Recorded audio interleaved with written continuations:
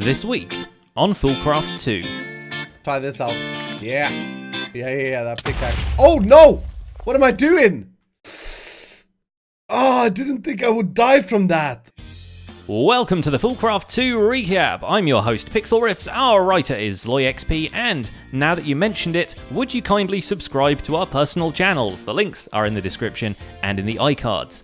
And with that out of the way, let's see what the fools have been up to. Conduit running back and forth. You guys, you dudes know how it is. Iskal's mob farm has been mass-producing random items for weeks now, and never has that been more apparent than when he casually crafts 8 ultimate furnaces to smelt stuff at his testing site.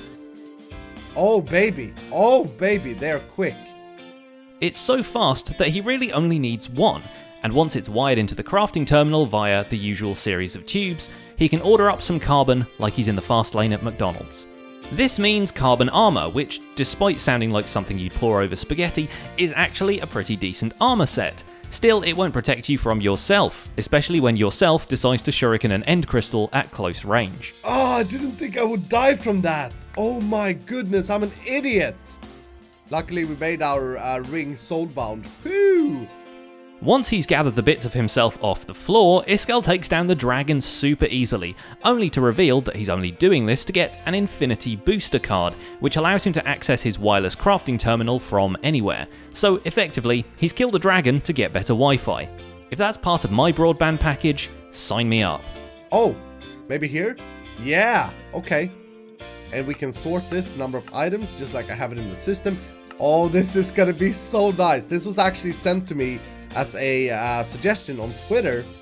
Azuma, in the meantime, is aiming to catch a bigger fish, the endgame Avatar Source armor set, complete with all the weapons and tools and foods of that mod.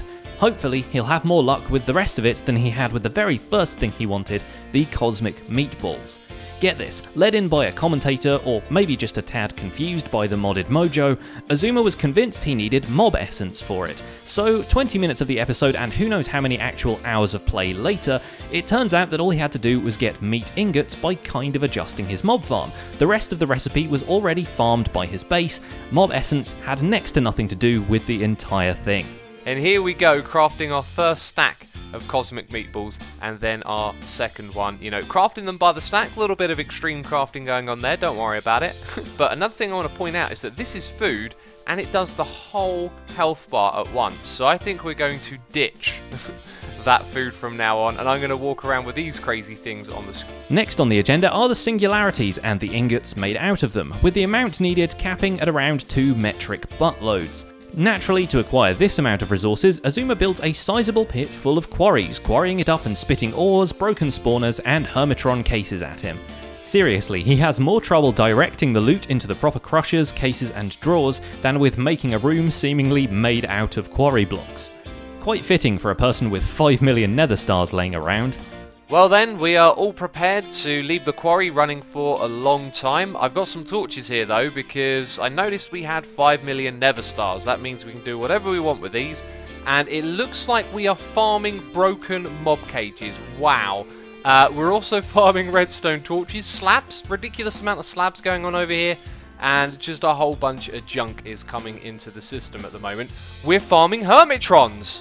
Wow, we might be able to complete some Hermitron sets without lifting a finger. That's amazing. What is this about? I might be farming some sort of storyline that you have to explore the world to find out about. Pleased with his accidental Hermitron farm, Azuma arrives at his Hermitron temple to deposit the latest, only to find that a server hiccup has nullified his entire collection. Whoops.